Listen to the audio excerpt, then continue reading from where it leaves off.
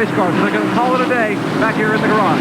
And so unofficially, Jeff Gordon will finish in last position. And a tough break for the young rookie who is battling with Bobby Labonte and Kenny Wallace for Rookie of the Year standings in 1993. Sterling Marlin battling for his first Winston Cup win here at North Wilkesboro.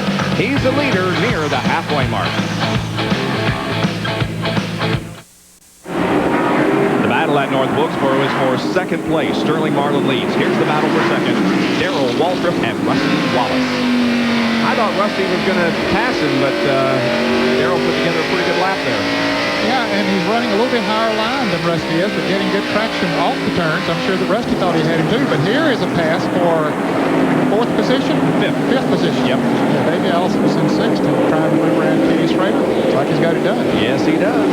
Takes the spot away. Here comes Morgan Shepherd up to challenge Schrader. Remember Davey Allison a year ago when he came to this racetrack with broken ribs and some broken vertebrae after a crash at Bristol? He won the thing. Yep. Jimmy Hensley stood by in his pits all day, just in case Davey couldn't make it, but he did make it all the way to Victory Circle. Morgan Shepherd on the inside of Schrader. For sixth. Oh, and Morgan gets a little bit sideways and saves her. There's Rick Mass coming up. Rick was just in the pits a couple of laps ago, so he has fresh tires on. He'll blow right on past him. He is in 21st position, 3 laps down. Rick Mast in his 100th NASCAR Winston Cup starts. There's Sterling, the leader. Second position, the 17 of Darrell Waltrip. There he is behind Jimmy Spencer. Waltrip, remember at Bristol how he came from 35th and finished 6th? He has the most top 5 finishes here at North Wilkesboro, 18 in 37 starts. That's a percentage of 49% for Darrell Waltrip. I tell you what, Sterling Marlin has really impressed me today. Yeah, me too. Those guys are really they've never won a race. That 8 car, I mean, the 8 car has won a race, but Sterling Marlin has never won a race. There's Kyle Petty. And he's come from 22nd to 4th, so he's had nothing to sneeze about either. And everybody thought that when Sterling Marlin won his first was while he was driving for Junior Johnson, and maybe it would come here at North Wilkesboro, but it didn't. Maybe it'll come from North Wilkesboro with the Stavola brothers. Mellow yellow Pontiac. By the way, I saw Kyle's owner, Felix Sabatas, down in the garage area before the race. He introduced me to the president of Nintendo, and we're trying to put a deal together to have Nintendo to sponsor the 7 car out in Sears Point. You know, those Yankees are going to sponsor the next 3 races. Here's Bobby Hillen, who's come in for a stop. And no, he's not. That's not illegal or whatever. That's the only way he can get to his pits because he's so far up towards turn 4.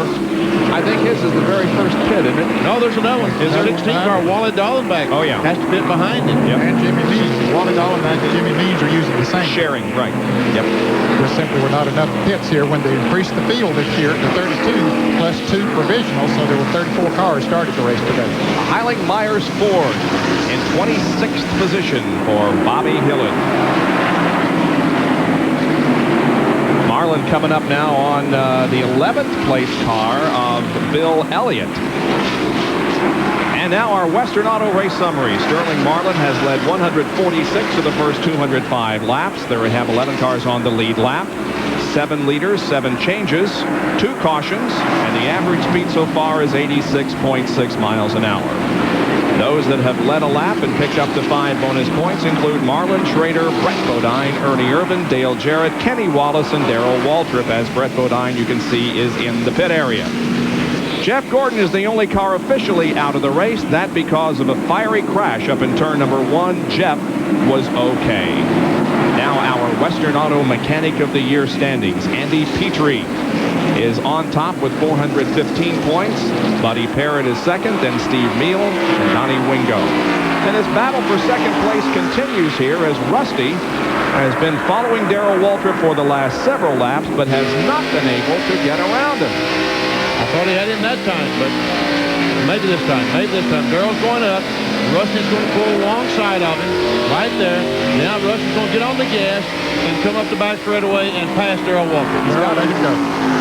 Once he got up there, he said, okay, that's enough. Now here's Brett Bedine. He Yeah, just came watch out of the this. pit. Watch him. Darrell's dropping back significantly, it looks like. Well, he had to back off the gas there and let Brett go, so.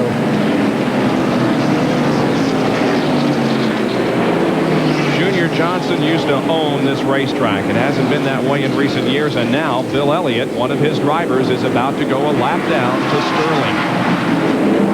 Bill Elliott is in 11th position. Well, look at Kyle. He has caught Darrell Waltrip and is trying to take third. Where did he come from? Yeah, he's been gradually gaining all along, just slipping right up on him. There's Kyle? Bobby Hillen with those new tires, so he'll pass both of them. So Kyle is now third, and Darrell is fourth.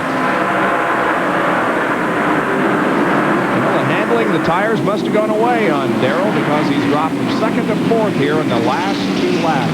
Our pit reporters will check on that, and we'll have a report for you in just a moment. Sterling Marlin from Columbia, Tennessee continues to lead the First Union 400. Does this man look familiar? Probably not, but he's a very important person in the history of NASCAR Winston Cup racing. He was the very first winner of what is now NASCAR Winston Cup competition, June 19th of 1949. Jim Roper, who's the Grand Marshal of today's race here at North Wilkesboro. He's now 76 years old and races thoroughbred horses in Kaufman, Texas. You know, I saw that first race. I was about 16 years old. It was in Charlotte at the track that's no longer in existence, 3/4-mile dirt track. And I was standing right down. I was so excited about what was going on down there, and they had a wooden post holding up a hog wire type fence, and I was standing right down next to the track. I wanted to feel those cars go by. And I leaned against one of those posts, and a fan blade came off of one of them and stuck right in that post that I was leaning against. Oh, my God. You're watching Sterling Marlin, the leader of this race. Did you know at that time that you wanted to do that someday?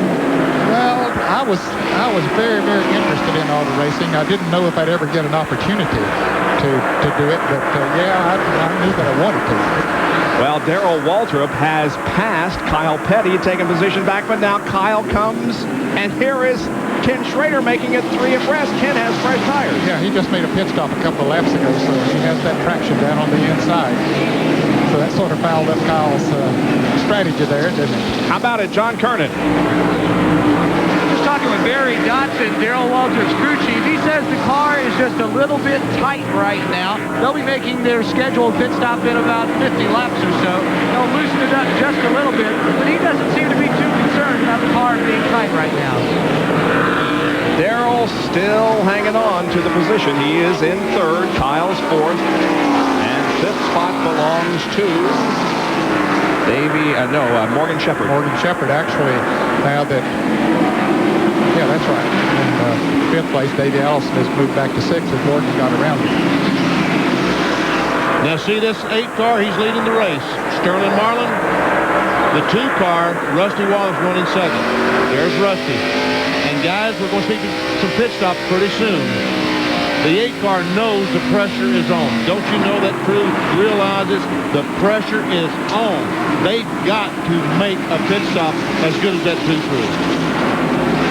Man, don't you know that they got some butterflies in their stomachs right now. And there's Ricky Rudd just came out of the pits, and look at him just shoot by Kyle Petty. And shoots by Darrell Waltrip. Boy, those new tires just make such a difference.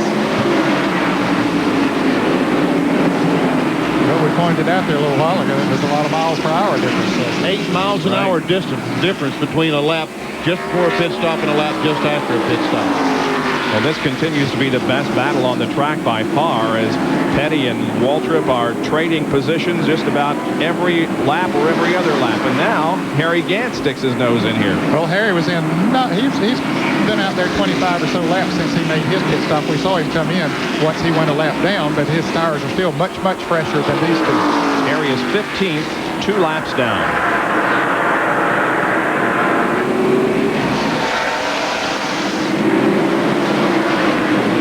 Darrell's going to try to pass Kyle back again. Wouldn't that be something? Well, they've given the fans something to root for here because they have had a good battle going on. We saw Kyle Petty's car, the rear end on his car, wiggle just a tick as he came off that second corner, so that means that a little bit loose. Kyle trying to keep the string intact. He has 4 straight top 10 finishes through last week at Bristol. Now